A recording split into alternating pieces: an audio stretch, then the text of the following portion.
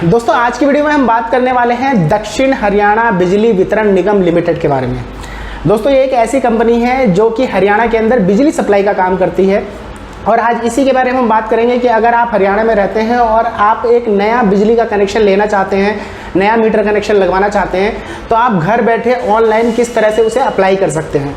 अभी मैं आपको वेबसाइट पे लेके चलूँगा और वहाँ बताऊँगा कि आपको अगर एक नया कनेक्शन लगवाना है तो आप उसका ऑनलाइन फॉर्म कैसे भरेंगे, उसके लिए क्या क्या डॉक्यूमेंट चाहिए होता है, उसकी फ़ीस कितनी लगती है और सारा प्रोसेस करने के बाद कितने दिनों के बाद आपका जो मीटर है वो इंस्टॉल कर दिया जाता है, आपका जो नया कनेक्शन है वो लगा दिया जाता है।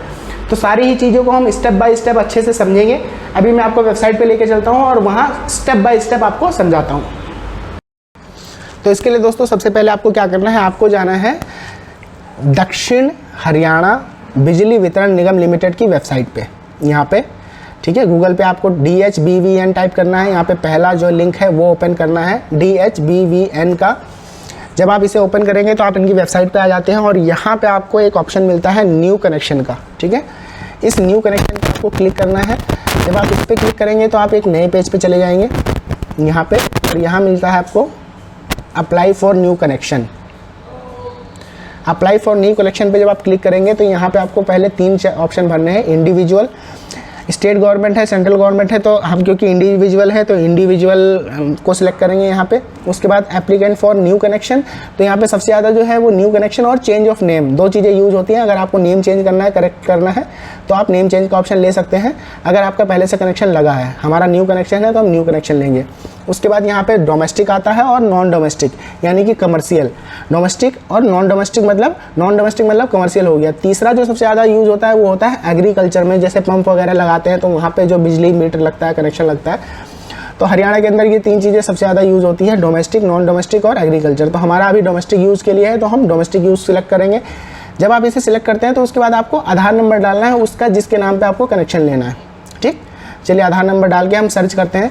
जब हम आधार नंबर डाल के सर्च करेंगे तो होगा क्या कि जिसका आधार नंबर आपने डाला है उसका नाम ऑटोमेटिक यहाँ पे शो कर जाएगा। यहाँ पे देखिए, आधार नंबर से जो मोबाइल नंबर कनेक्ट होगा उस पर OTP आएगा। अब आप OTP को जब वैलिडेट करते हैं उसके बाद दोस्तों इसका फॉर्म खुलता है, एक छोटा सा फॉर्म खुलेगा। उसी फॉर्म को आपको फिल करना है जहाँ पे आपको अपनी पर्सनल डिटेल बतानी होती है। ठीक है, तो यहाँ पे कह रहा है रिकॉर्ड मैच के बाद ये फॉर्म खुला है और इसी फॉर्म को भरना है। तो सबसे पहले आप सर्कल सिलेक्ट कर लीजिए, उसके बाद आपको सब डिवीज़न सिलेक्ट करना है। ठीक है, सर्कल सिलेक्ट करेंगे यहाँ से, आपका जो भी सर्कल लगता है वो। उसके बाद सब डिवीज़न सिलेक्ट करेंगे।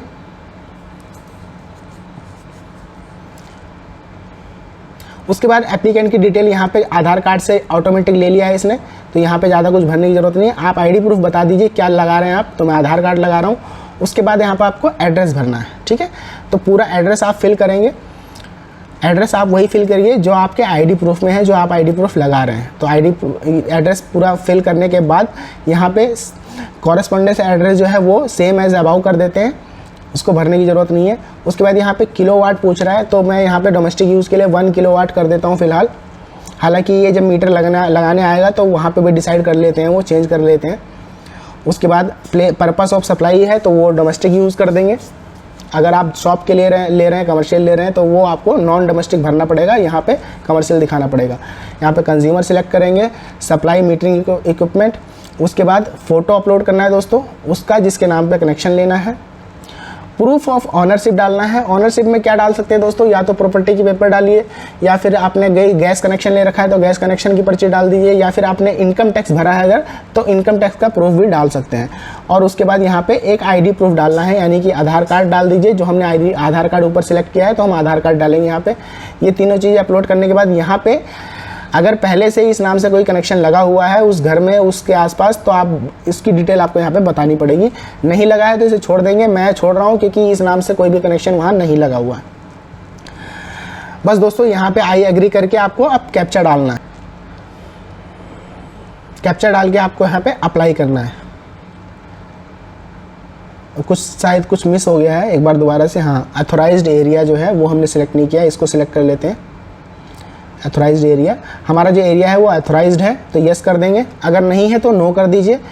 तो ये करने के बाद फाइनली आपको अप्लाई पे क्लिक कर देना है। जैसे आप अप्लाई पे क्लिक करेंगे तो आप नेक्स्ट पेज पे चले जाएंगे। ये देखिए यहाँ पे आप बताया जा रहा है कि आपका जो एप्लीकेशन नंबर है वो ये है, इसको नोट कर लीजिए। उसके बाद एक फॉर्म है यहाँ पे, प्लीज़ डाउनलोड द एप्लीकेशन। तो इस एप्लीकेशन को हम डाउनलोड कर लेंगे। एक तरह से फॉर्म है जो बताएगा कि आपने अप्लाई किया है, तो इसको डाउनलोड करके संभाल के आप रख लीजिए और फाइनली फिर इसको आपको सबमिट करना है। यहाँ पे ये देखिए ये फॉर्म है, इसको आप संभाल के रख लीजिए। अब इसे मैं फाइनल सबमिट कर देता हूँ। जैसे ही फाइनल सबमिट करेंगे तो यहाँ पे फीस का दिखाएगा कि आपको कितनी पेमेंट करनी है मीटर लगाने के लिए। जहाँ पे देखिए ये देखिए टोटल 1490 रुपये की पेमेंट करनी है, जिसको कैटेगरी वाइज डिवाइड कर रखा है कि कितना पैसा किस चीज़ का लिया जा रहा है।